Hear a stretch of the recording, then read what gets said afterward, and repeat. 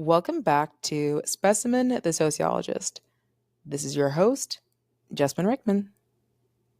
As you may know, my name rhymes with specimen but with a J, and I am a budding sociologist who is on one simple mission. That is to figure out the science behind our social lives and how it can be used to stabilize our social interactions. Without further ado, let's dive into today's episode, the sociology of self-esteem. Per tradition, we are going to start off this Power Pod with an artist spotlight. This is an opportunity to showcase independent artists or small businesses who are ready to either share their gift or their services to the world. Today's spotlight goes to the Otherworld Wine Bar, located on 1406 East Pike Street, Seattle, Washington, 98122. I first heard about this place on a girls' night out. My dear friend Christy and I were headed to our other friend's photo album release party, and as we pulled up to this beautiful wine bar nestled on the corner of East Madison and Pike, I was immediately greeted by a wall of over 100 different hand-picked natural wines. At Otherworld, each bottle is selected by its owners and is chosen on the premise of having nothing added and nothing taken away.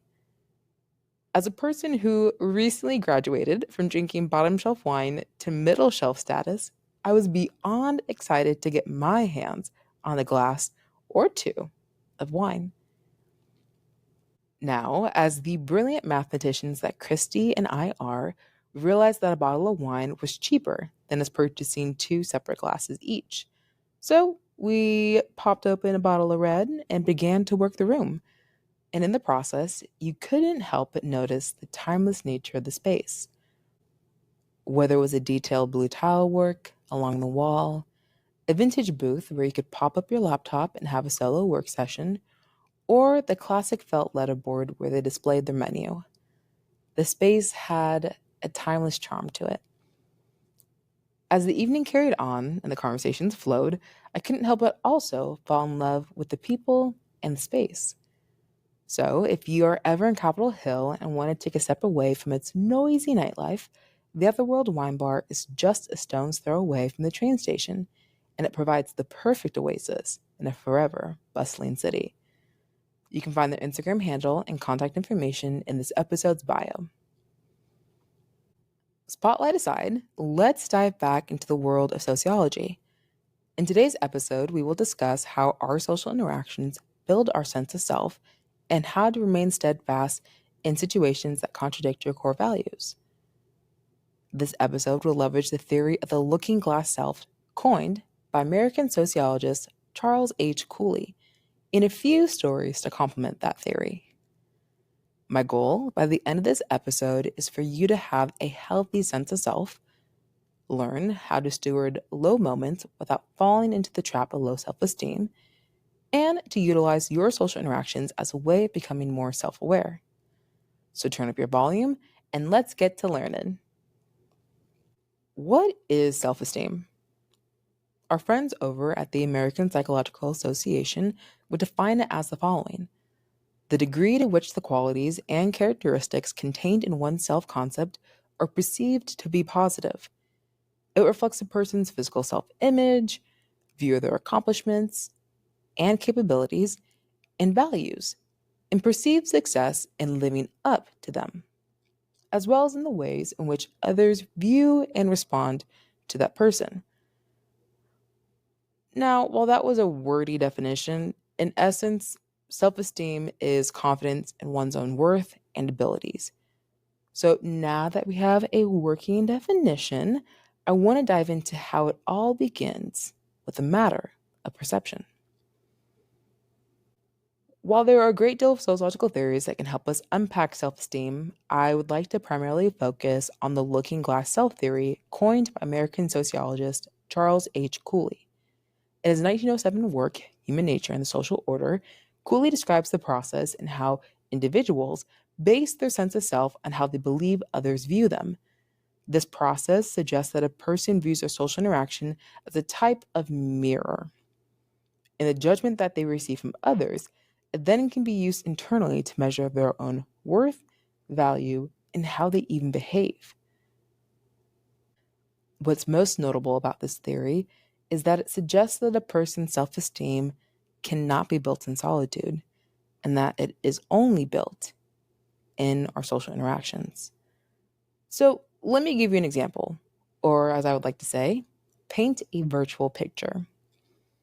Imagine that you are in a dressing room and standing before you are three separate mirrors, reflecting an image of you back to you. Now, above each of these mirrors is a different relationship in your personal life. As you look into mirror one, you see your mother's name above it. However, when you look at your reflection, not only do you see a regular outfit that you're wearing, but you see now a golden halo above your head and a pair of angel wings behind your back. This may suggest that your mother views you as her angel child, exhibiting nothing but goodness and holiness. However, when you look into mirror number two, you see yourself, but this time with devil horns popping out of your head and a little tail coming from your boom boom. Now you look up and it says your ex boyfriend's name. Now, this may suggest that perhaps the relationship ended poorly and they view you as the spawn of Satan himself. Last but not least, looking into mirror three, when you see your reflection, this time you see a pacifier in your mouth and a baby bib around your neck. And then you look up and boom, it's the name of your boss. This reflection may suggest that they view you as the baby of the company and as a person who is still learning how to walk in this industry. While you may assume that the different reflections are mirror reflections, that's not the case. These beliefs tend to impact how a person not only views you, but engages with you. Perhaps that's why your mom may be quick to compliment and never critique, while your ex may have your name as set back in their cell phone, or perhaps why you have a boss who tends to quote unquote micromanage. According to Cooley, this process suggests that a person views their social interaction as a type of mirror, to which the judgment they receive from others becomes a way that they measure their own worth, their own value, and even how they behave. So, if our self esteem is based on our social interactions, how can we find our most authentic self? How can we decipher between a person projecting a false image onto us versus them confirming something that's true about us? Well, let's circle back to our definition. Self esteem is the confidence in one's own worth and abilities. While our self esteem is authenticated in how we engage with other people, it ultimately begins with the perception that we first have of ourselves. Questions such as, what are your core values? And what are your strengths and your weaknesses? And ultimately, how do you view you? Now, this reminds me of one of my favorite interview questions that I get to ask people, and that is, what is your superpower? Not in the sense of can you fly or can you turn yourself invisible, but rather, what is it about you that you can do and no one else can? For example, when I think of myself, I know that I have a wicked way of connecting with people. I can talk to a stranger for 5 minutes and make it feel as if I had known them for 5 years. And that can be due to my level of mannerism, my candid conversation style, or even the sincerity of my questions. And while I know this to be true about myself, according to Cooley's theory, it takes a social interaction to authenticate that personal belief. Building on that example, a few weeks ago, I was messaging my friend Fillmore, and out of the blue, he said, your ability to be all things to all people is second to none. While my self esteem began with a positive perception that I had of myself, it wasn't until it was confirmed over text that I could properly have that self esteem, like my little lisp, self esteem, my self esteem authenticated. However, let's transition. While that was a positive example of how my self esteem was affirmed, what happens when you have a negative experience? Whether a person treats you in a disrespectful manner, or perhaps someone is projecting some unkind things onto you, or maybe a loved one is being transparent with how your behavior is impacting them, and that contradicts how you view yourself. So, this is where we talk about self esteem's arch nemesis, low self esteem. And I'm just going to hop out the gate and say it like this: every single person either wrestles with low self esteem or has experienced it at some point in their life. And here's a quick little story to help complement that statement. I can recall working an event in Beverly Hills for the 2022 Super Bowl in Los Angeles, California. Now, this event was filled with SVPs from the National Football League to celebrities such as Molly Music and Vanessa Bryant. Now, over the course of the evening, we had various panel discussions and guest speakers who helped facilitate the program. And out of all those conversations, there was one moment that stuck out the most to me. This individual had asked the crowd to raise their hand if they had ever dealt with, I think it was insecurity, poverty mindset, and I think low self esteem, like the unholy trinity, if one could say. And in that moment, myself and about 75% of the room raised their hand with the expectation that perhaps the speaker can speak to that insecure part of us. However, after we all raised our hand, they went on to say that they themselves never wrestled with low self esteem or insecurity, and that it was just never an option for them. With my hand in the air, I wasn't embarrassed, but I was like, all right, okay. I guess I am not Superwoman today. And despite that statement being bold, it unfortunately didn't resonate with myself or the audience members. And scientifically, it didn't hold much weight either. Dr. Jennifer Gutman, a licensed clinical psychologist, wrote an article for Psychology Today titled The Relationship with Yourself. In this body of work, Dr. Gutman shares the shocking data that roughly 85% of people worldwide, including adults and adolescents, have low self esteem. While a majority of people may wrestle with low self esteem, it may not be in the same areas. One person may wrestle with low self esteem when it comes to their physique, while another person may wrestle due to their race and socioeconomic status. You see, low self esteem is a part of the human experience, but it doesn't have to be the permanent disposition of a person. To which I would say that low self esteem is merely the mismanagement of yourself. As a reminder, if high self esteem is anchored in a person having a positive perspective of themselves, then low self esteem is a person hyperfixating on their negative features. And you have to be so mindful of the subtle ways in which low self esteem can present itself in our behaviors, because it's not just someone walking around saying, woe is me. It can come off as perfectionism. It can come off as people pleasing tendencies. It can come off as lack of boundaries, the fear of rejection, trouble accepting positive feedback, trouble accepting critical feedback, and even hidden habits and addictions that go unsaid or untelevised. There are various ways in which people compensate for low self esteem, but we are going to change that today, or at least try to. If low self esteem is perpetuated by an individual hyperfixating on the negative features, then the solution is to develop a filter for processing low moments while not falling into the trap of low self esteem. To help build that filter, I have 3 takeaways for you. The first takeaway is this: reframe your relationship to rejection. I found that rejection has a refining nature to it, as it is the only process that allows you to reflect on either your pursuit of a career, a person, a position, a plan, and it forces you to reconsider your intentions. The second takeaway is failure is the only pathway to success.